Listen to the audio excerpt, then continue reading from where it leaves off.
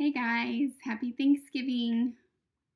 Just going to give a brief summary of chapter 39 from Church History in Plain Language. After studying the word nations in Isaiah for another class, I briefly touched on the study of missionology. The 19th century was the first time we see this new idea of missions reaching the nations. Whereas just a couple centuries ago, explorers and the Catholic monks and friars brought Christianity mainly by force, a new movement within the Protestant tradition, fueled by revivals in England and America, brought Christianity to India, Africa, and other unreached lands by evangelical visions for missions.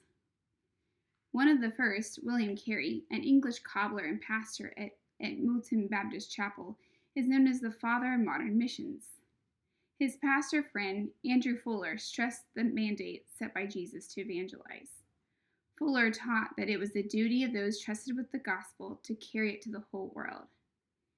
Carey, inspired by Fuller's teaching, published an inquiry into the obligation of Christians to use the means for conversion of the heathen, answering the questions that people had about missions to foreign lands and advocating for those missions. Together, Carey, Fuller, and 11 others started the Baptist Mission Society. Carey journeyed to India for missions, where he worked in the indigo mines for 3 months out of the year, which left him time for studying Hindu thought. Carey helped complete 30 translations of the Bible and published numerous other grammars, dictionaries, and translations of Eastern books.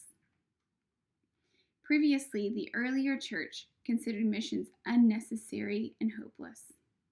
However, the Protestant revivals in England and America energized a new passion to take the gospel to other lands. Hymns and sermons at the time seemed to express this new vision of Britain as a Christian nation and its mission to other places. The New World visions were evangelistic, to make salvation known to all the world, and prophetic. The gospel must be spread for the anticipation of the coming reign of Christ on earth. David Livingstone was a doctor and a missionary to Africa, who was an explorer at heart as he sought to reach even the remotest villages. In contrast to the forced conversion of the natives in the centuries before him, Livingstone was patient and nonviolent in his approach. During his missions and explorations, he observed the African slave trade and termed it an open sore of the world. His proposition for the African people was for them to engage in legitimate commerce, to support themselves, and to have goods to trade with the white man instead of presenting weaker neighboring tribes for trade. As missions in the gospel spread, the need for church government surfaced. The traditional structure of denomination-specific church government did not fit the new mission field.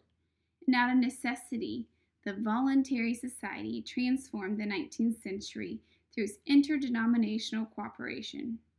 It also allowed laymen and women to lead. This allowed all denominations to work together for the spread of the gospel, and it was unique as it was the first ecumenical movement of its time. Was this movement?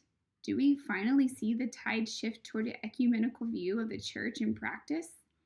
The idea of missionary endeavors spread through many denominations worldwide, and the 19th century saw the gospel restored to its central place in Christianity through this movement.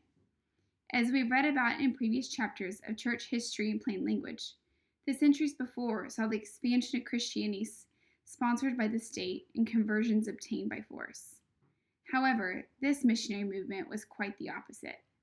People converted to Christianity by their own choice, as missionaries came in and learned the culture and traditions. This movement in the 19th century also saw talented and wealthy, ordinary people of the church carry the gospel instead of monks. Finally, humanitarian ministries accompanied the work of the missionaries. So the mission was not just about the conversion of the mother nation, but it cared for the people as a whole. As Shelley points out, the 19th century missionary movement recovers the original concept of the church as one holy Catholic church.